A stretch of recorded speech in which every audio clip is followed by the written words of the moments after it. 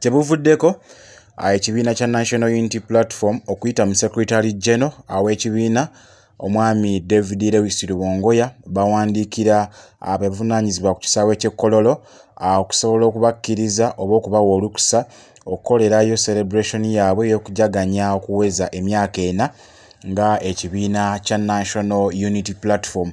Era gye buvuddeko ekiwandiiko kyavaayo ne kiddizibwa eri abakulembeze ab'ekibiina kya NUP ne bategeeza nga be bagaaniddwa okubanga bakolera emikolo gyabwe mu kifo kino. Olunaku olwaleero President Robert Kyagulanyi Ssentamu nga tannaba kubanga asimbula okugenda eyisingiro yakoze press conference era mwayogeredde ne bannamawulire ku nsonga zino n'ebirala byayogeddeko bye ngenda okubanga nkuwa. Naye katono nnyo sooka owulirize obutambi oba okuddibwamu kwa President Robert Kyagulanyi Ssentamu bw'ayanukudde abapoliisi n'abo abavunaanyizibwa ku kisaawe kya Kololo Ceremonial Grounds oluvannyuma lw'okubagaana okukolerayo ebijaguzo byabwe. Ensonga ezibaganye oba ezibaganyisizza okujaganyiza mu kifo kino Bobi Wine era azoogeddeko ogenda kubanga oziwulira mu katambi ako. Kambukuwa obutambi buno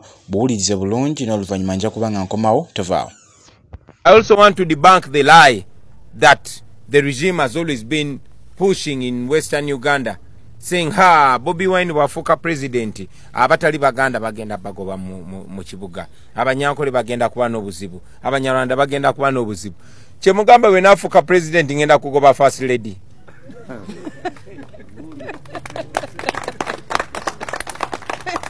Kyemugamba bwe nafuuka president abaana first lady bazadde bajja kuba tebakyali baana bange.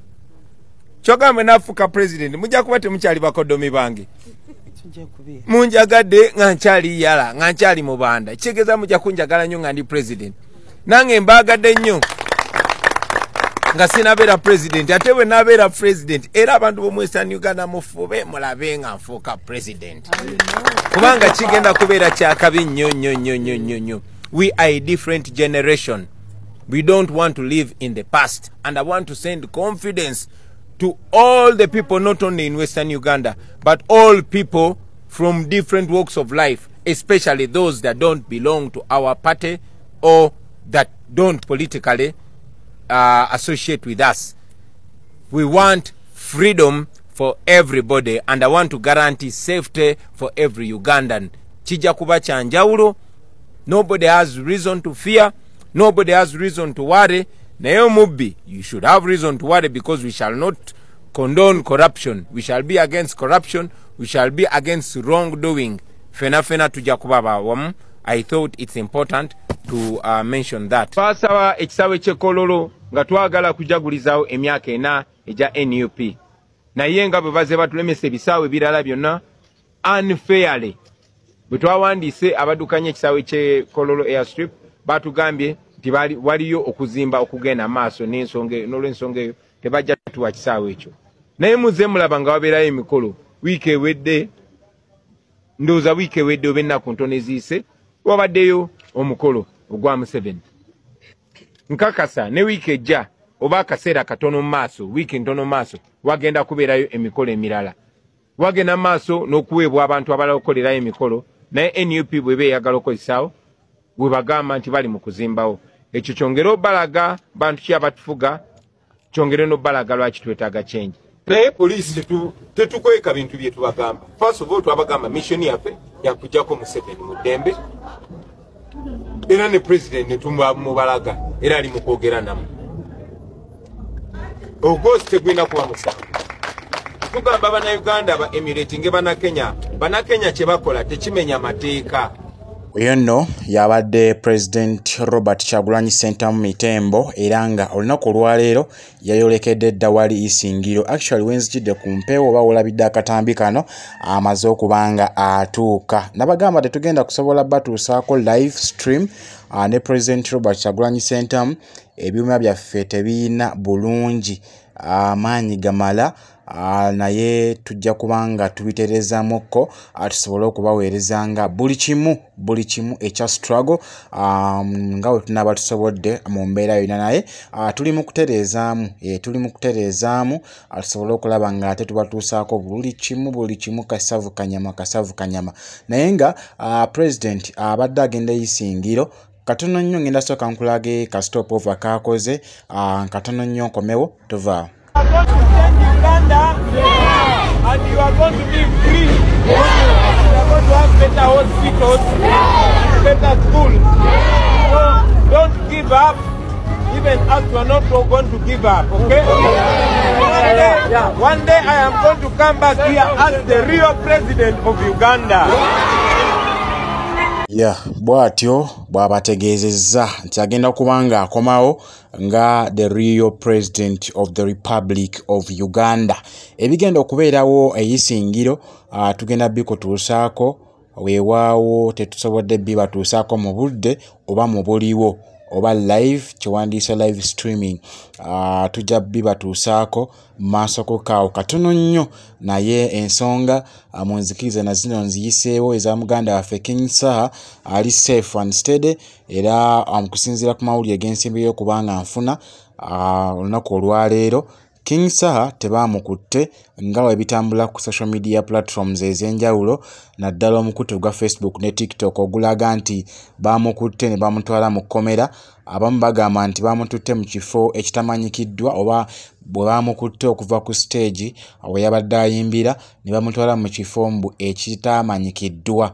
Naye okusinziira ku King Saha ayogedde ebyabaddewo era akatambi ako oba nkakuwe bulungi wano osooka okawulirize bulungi nnyo ke kansooke nkanoonye nkakuwe okawulirize bulungi nnyo ebyatuusewo nga King Saha bamukwatira wali ku stage akunnyonnyola engeri ki gye yayiseemu okusinziira ku bigambo bye mpuliddeko mu kamwa ka King Saha actually bivudde mu ye n'ategeeza nti yafunye emmotoka endala etali ye gye yazze nayo okubanga ayimba n'asobola okulaba nga adduka naye poliisi yamutegedde neemusimbako era okukankana nga ba overtakinze poliisi oba poliisi yalemereddwa okulaba nga bagoba emmotoka King Saha gye yabadde addukiddemu. So n'ategeeza nti era teyasobodde kusula wakaawe mu maka ge nakawuka yasuze mu ghetto.